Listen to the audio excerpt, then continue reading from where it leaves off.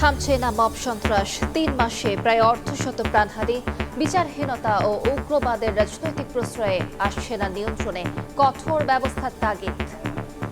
ধর্মীয় গোষ্ঠী আছে, কিছু ছোট ছোট রাজনৈতিক গোষ্ঠী আছে, মব সন্ত্রাসকে কাজে লাগিয়ে ব্যক্তিগত চাহিদাগুলি পূরণ করছে। দেশে একটা বিশৃঙ্খলা সৃষ্টির একটা পায়তারাও চলছে, এখানে কোনো কম্প্রোমাইজ করা চলবে না।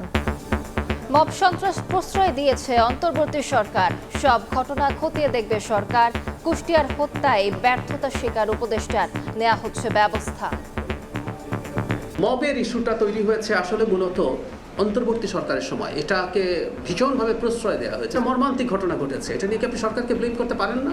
You can do that. মামলা হয়েছে এবং সেটার ভিত্তিতে আসামি চিহ্নিত করা হয়েছে। দেখছিলেন প্রধান শিরোনাম, দুপুরের সময়ের সঙ্গে আছি আমি আলিশা ইসলাম। এবার অন্যান্য শীর্ষ সংবাদ। ১ জুলাই থেকে ৫ বছর মেয়াদী প্রাথমিক শিক্ষা উন্নয়ন কার্যক্রম শুরু করবে সরকার।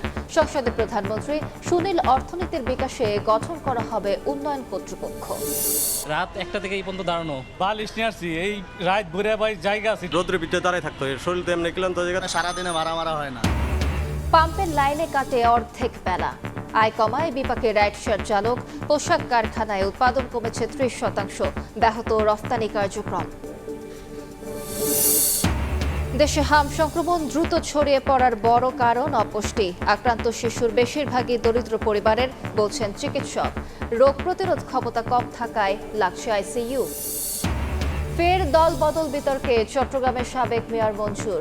এনসিপিতে ফেরাতে হাসনাত আব্দুল্লাহর বৈঠক, নীতিহীনদের প্রত্যাখ্যান করবে নগরবাসী, বলছে বিএনপি।